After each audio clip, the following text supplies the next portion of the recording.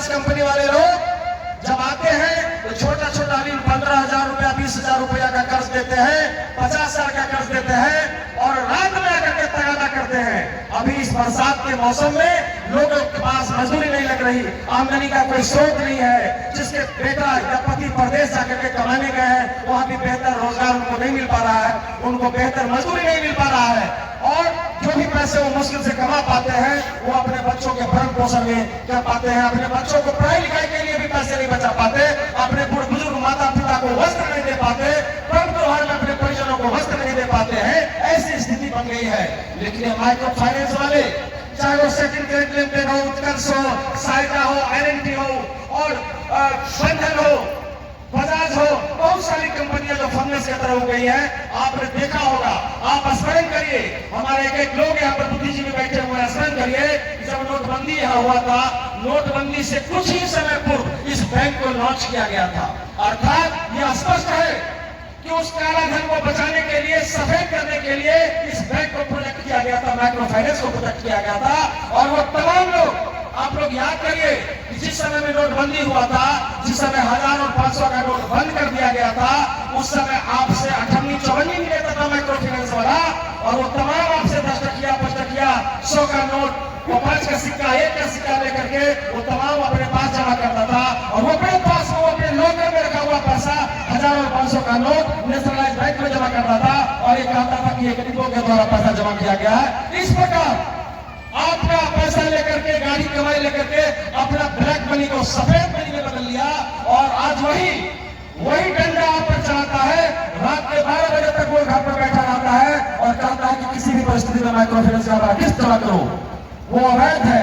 आप जान लीजिए कि रिजर्व बैंक परमिशन देता है सभी बैंकों को, चाहे प्राइवेट हो या सरकारी हो। रिजर्व बैंक का गाइडलाइन है, कोई बैंक वाला आपको 5 बजे के बाद फोन पर ही तगादा नहीं कर सकता है। घर पर आने की बात तो दूर है, आपको घर पर आकर के फोन नहीं कर सकता है और वो घर पर आ जाता है। आप लोगों को सांस बदल करने की जरूरत है, आप लोगों को अपने सांस को जागृत करने की जरूरत है, आप लोगों को समझ कराने की जरूरत है।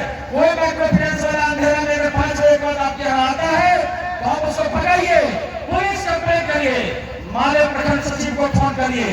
मैं कई लोगों को, कई क्षेत्रों में माइक्रो फाइनेंस वाले का जो तांडव चल रहा था, मैं उस पर विराम लगाया हूँ और मैं मुस्तैदी से आप लोगों के समर्थन में करें विभाग का मारे आप लोगों के साथ खड़ी है।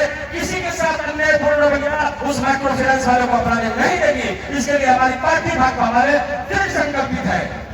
आपको जब कभी भी लगे कि कोई माइक्रो फाइनेंस वाला आगे अपमानित करता है, गाली गलौज करता है, सम्मान से जीने का अधिकार सबों को है।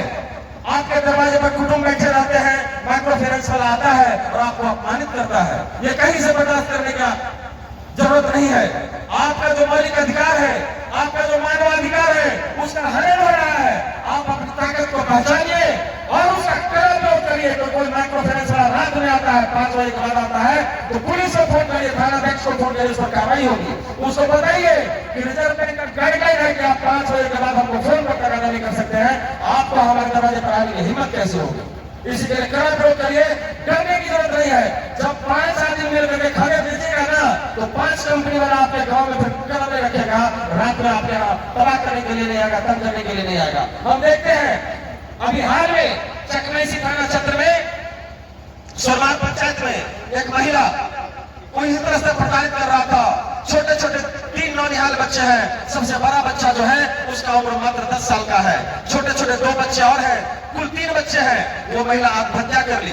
इतना माइक्रो फाइनेंस का दबाव था, अभी काम नहीं लग रहा है। वो मछली मारने का काम करते हैं, अभी उस तरह से बाढ़ के समय में मछली नहीं निकल पाता है, उनको काम नहीं लग रहा था।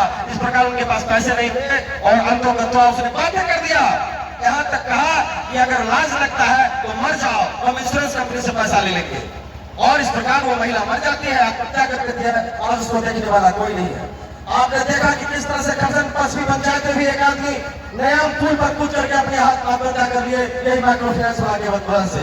हम तमाम लोगों में कहना चाहते हैं कि डरना नहीं है, उससे साहस का परिचय दीजिए, डरना नहीं है, हीन भावना का शिकार नहीं होना है। हमारे गरीब गुरबा लोग हीन भावना का शिकार हो जाते हैं कि हमारे यहाँ पैसा मांगने के लिए आया है, हमारे साथ बदतमीजी कर रहा है, हम उसका प्रतिकार नहीं कर रहे, उसका विरोध नहीं कर रहे, उसको जवाब नहीं दे रहे हैं। इस हीन भावना से आपको निकलना होगा, अपनी ताकत को पहचानना होगा और कड़ा करना होगा, उसके बाद माइक्रो फाइनेंस वाला मांगेगा।